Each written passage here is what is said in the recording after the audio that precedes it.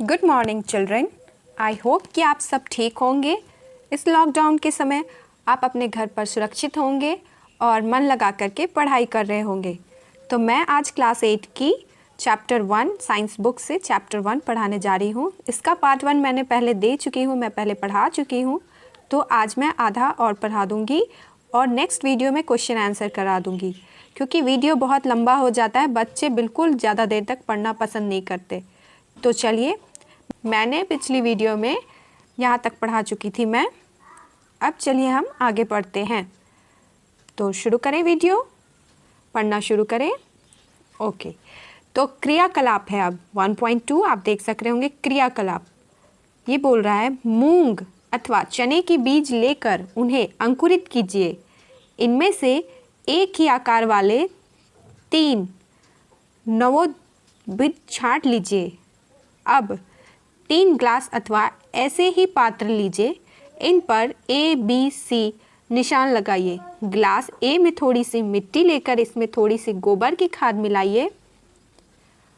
Okay, glass B में समान मात्रा में मिट्टी लेकर उसमें थोड़ा सा यूरिया मिलाइए। ग्लास C में कुछ मिट्टी लीजिए बिना कुछ मिलाए। अब इनमें पानी की समान मात्रा डालकर सुरक्षित स्थान पर रख दीजिए। प्रतिदिन पानी देते रहिए। 7 से 10 दिनों बाद उनकी वृद्धि को नोट कीजिए। तो ये कुछ इस तरह का आपको बनाना है अपने घर पर, और आपको देखना है कि किस मिट्टी में कितना अच्छा ग्रोथ हुआ या किस मिट्टी से ग्रोथ कम हुआ, किस में खाद की ज़रूरत से अच्छा हुआ और किस में गोबर की मदद से अच्छा हुआ।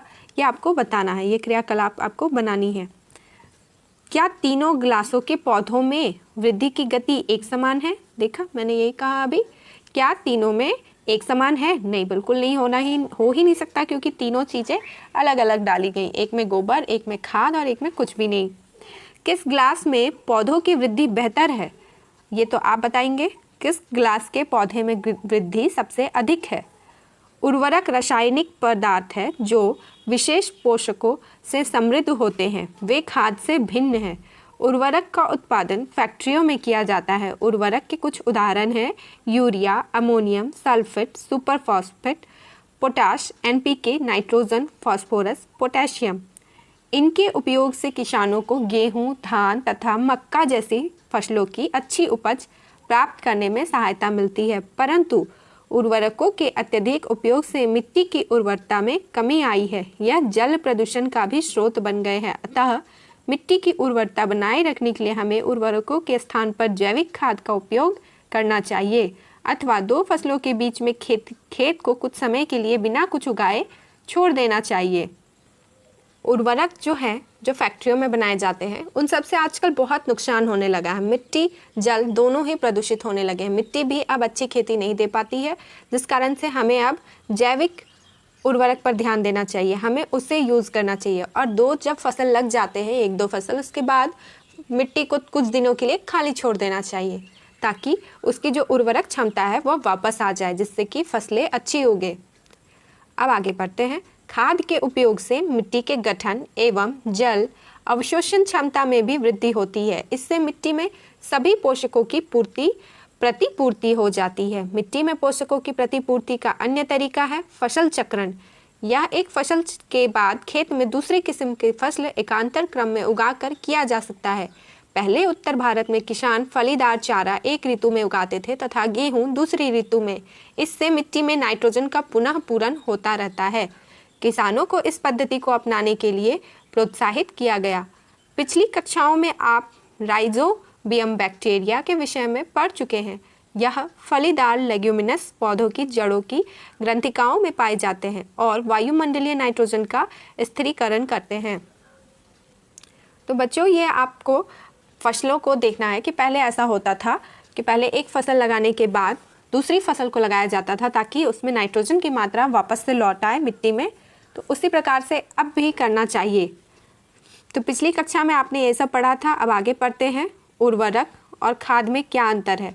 उर्वरक एक मानव निर्मित लवण है। ये इंसानों द्वारा बनता है। और खाद प्राकृतिक द्वारा पदार्थ है जो गोबर एवं पौधों के अवशेष के विघटन से प्राप्त होता है।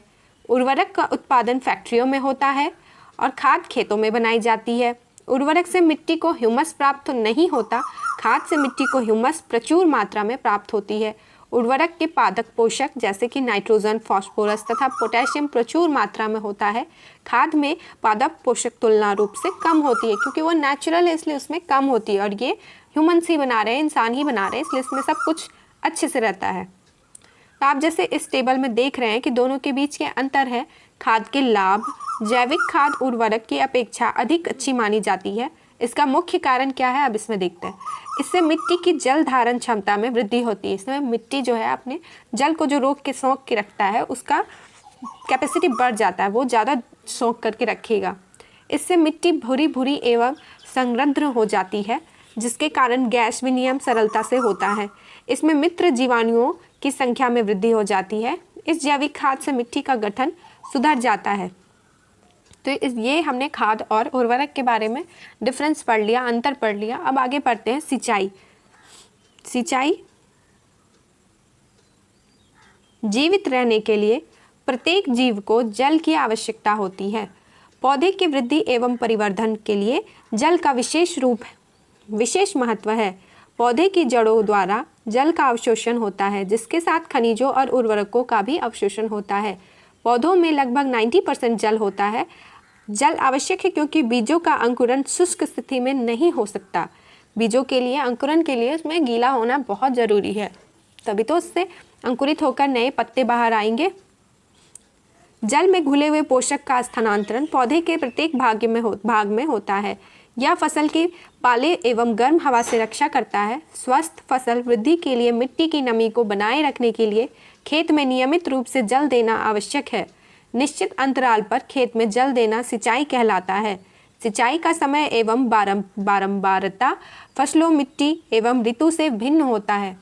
गर्मी में पानी देने की बारंबारता अपेक्षाकृत अधिक होती है। ऐसा क्यों है? क्या यह मिट्टी एवं पत्तियों से जल वाष्प की दर अधिक होने से हो सकता है? अब बताइए, मिट्टी में जब गर्मियों के दिन होते हैं तो मिट्टी से पानी कहाँ चला जाता है?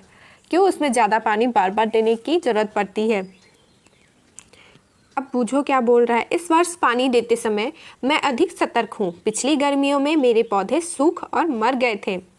तो आप सतर्क रहिए, गर्मियों में पौधों को बराबर पानी देना है क्योंकि उसकी जड़ें सूख जाती हैं, जिसके कारण से पौधे मर जाती हैं। सिंचाई के स्रोत कुएं, जलकूप, तालाब, झील, नदियाँ, बांध एवं नहर इत्यादि जल के स्रोत हैं।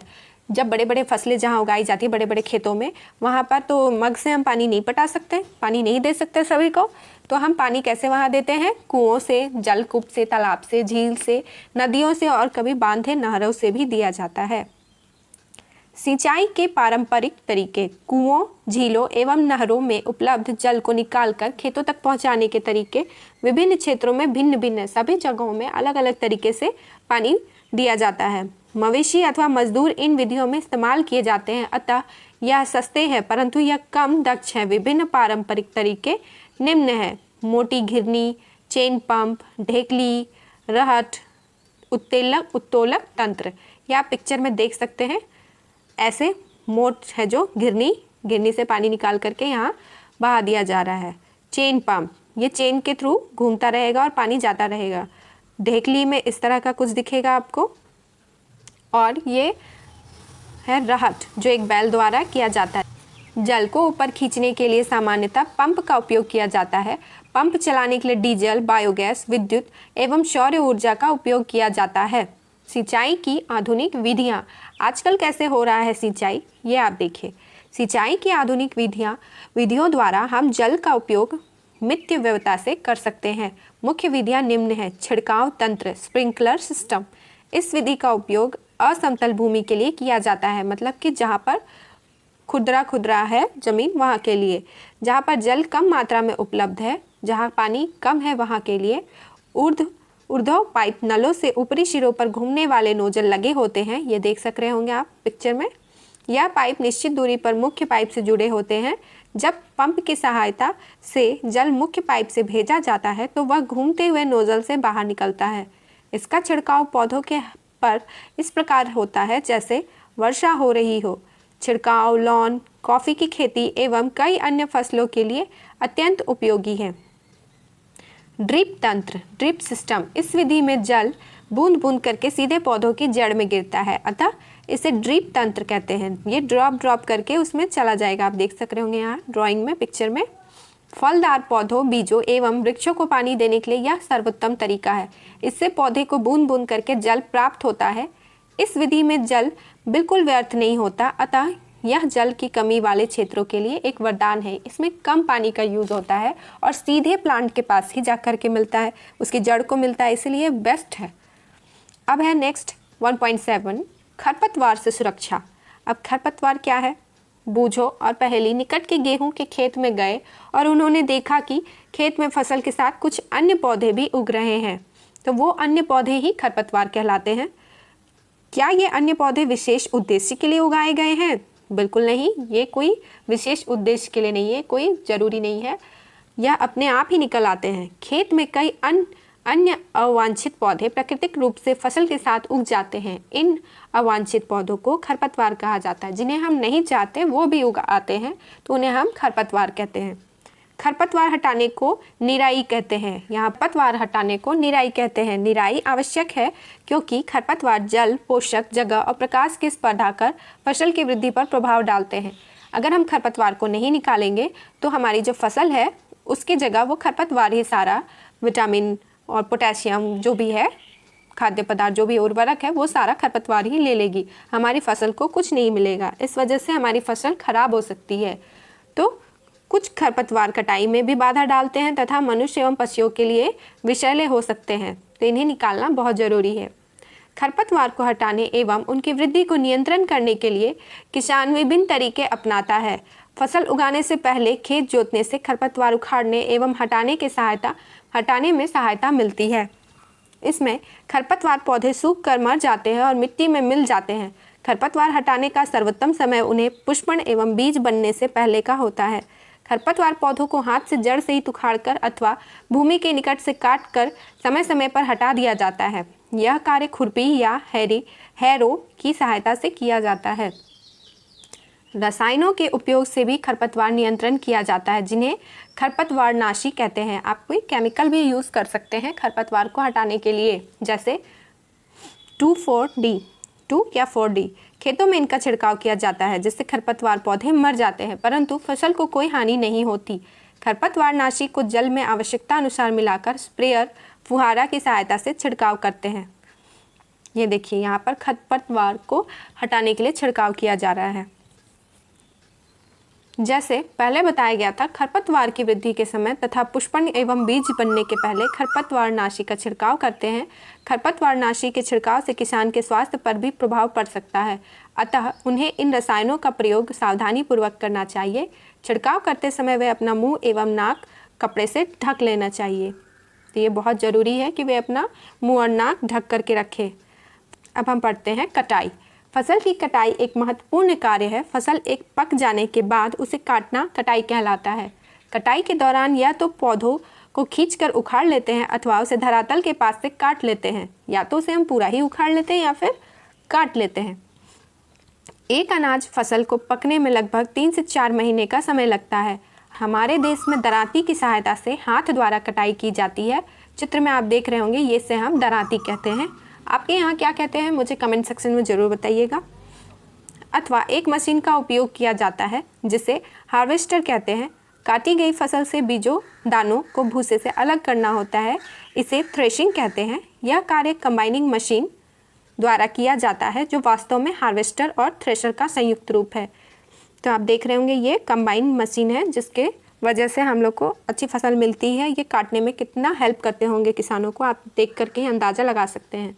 छोटे खेत वाले किसान अनाज को दानों को फटक कर विनोइंग अलग करते हैं। छोटे खेत वाले लोग इन्हें फटक के अलग करते हैं। आप इसके विषय में कक्षा 6 में पढ़ चुके हैं, आपको इसके बारे में 6 क्लास में पढ़ाया जा चुका है। अब हम आगे पढ़ते हैं। कटाई पर्व। कटाई पर्व 3-4 महीनों के कठोर परिश्रम के बाद कटाई का समय आता है। यह समय बहुत ही इम्पॉर्टेंट होता है उन लोगों के लिए जिन्होंने इतने दिन से इंतज़ार कर रहे थे कि हमारी फसल अच्छी होगी, कैसा होगा, नहीं होगा।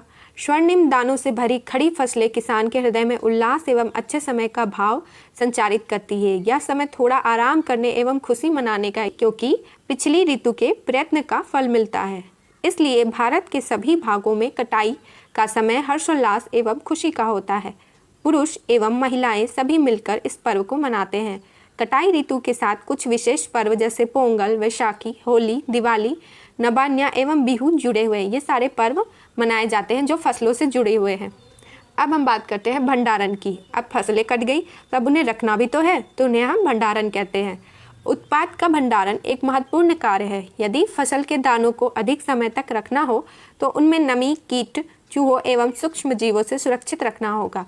ताज़ा फसल में नमी की मात्रा अधिक होती है। यदि फसल के दानों को सुखाए बिना बिना भंडारित कर दिया गया तो उनके खराब होने के अथवा जीवों द्वारा आक्रमण से वे अंकुरण के लिए अनुपयोगी हो जाते हैं। अतः भंडारण से पहले दानों को, बीजों को धूप में सुखाना आवश्यक है, जिससे उनकी नमी में कमी आ जाए। इससे उनकी कीट पीड़कों, जीवाणु एवं कवक से सुरक्षा हो जाती है। किसान अपनी फसल उत्पाद का भंडारण जूट के बोरों, धातु के बड़े पात्र में करते हैं, परंतु बीजों का बड़े पैमाने पर भंडारण साइलो और भंडारण गृहों में किया जाता है, जिससे उनको पीड़ को जैसे कि चूल्हे एवं कीटों से सुरक्षित रखा जा सकता है। चित्र में आप देखिए इस तरह से भंडारण किया जाता है। ये आप देख सक रहे होंगे पिक्चर में।